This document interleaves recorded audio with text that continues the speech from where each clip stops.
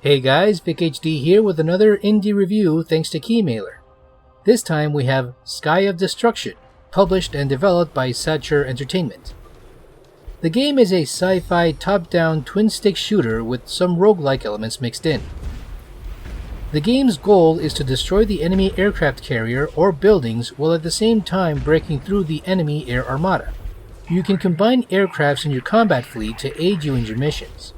The version that I am showing you on screen is the Switch version, but the game is available on multiple platforms like Xbox, PlayStation, and even Steam. Before starting a mission, the player has the option of selecting a combination of 3 types of aircraft based on the options that are currently available. You start with 3 aircrafts that range from quick and nimble aerial fighters to slow and tank-like aircrafts that have stronger firepower. Eventually, you do unlock other aircrafts as time goes on if you collect the necessary points to unlock them. You can also upgrade your aircraft with a wide variety of items that the player receives after completing a mission.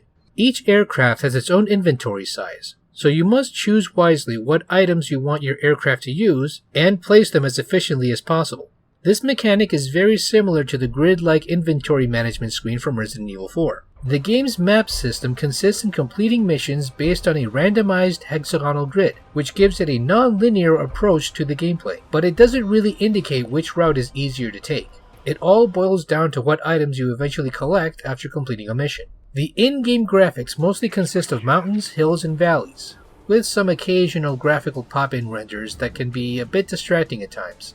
I feel the game needed more variety in its map layouts, like having snowy levels or ocean levels, because there's nothing but endless rocky terrain here. The controls are very tank-like, almost like a more advanced version of Asteroids. You press up and down on the joystick to move forward and back, while rotating by moving the stick left and right. Varying on the aircraft, the controls can feel either slippery or cumbersome, making it hard to maneuver yourself while avoiding gunfire or enemy ships that are targeting you during battle. Fortunately, you have the option to change the controls for a better arcade-like experience without having to rotate your aircraft constantly. Being a twin-stick shooter, you maneuver with the left stick and you fire with the right stick by aiming your guns in a 360-degree motion, which is a neat concept on paper, but it can be rather rough if you are not used to the aiming, especially if you get easily overwhelmed by the enemy fleet while you are shooting at your main target.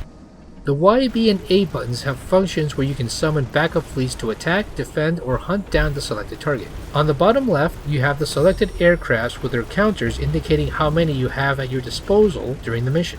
This is useful when you can't destroy a giant target by yourself, but in other cases you have to watch out because the enemy fleet will also attack your aircraft carrier while you're attacking theirs or other bases, so there is an element of strategy in the gameplay. You can also boost using the L and R triggers, but that varies depending on the aircraft. Additionally, you also have to watch out for your energy meter.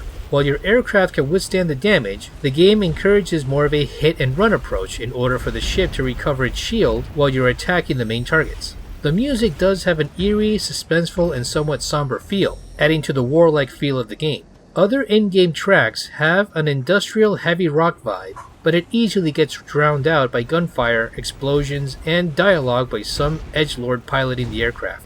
Overall, I'd give this game a 6 out of 10. It is a neat idea that a top-down shooter has roguelike elements that buffs up your aircrafts, but the controls are a bit hard to get used to initially and the difficulty curve can be a bit rough after a couple of levels. But after adapting to the gameplay, you might be able to enjoy the experience if you can multitask and stay alert during the missions. Well, hope you guys enjoyed the review. Don't forget to like, share, subscribe, leave a comment, and feel free to pick up the game, which is available on Steam, Switch, Xbox, and PlayStation. Take care.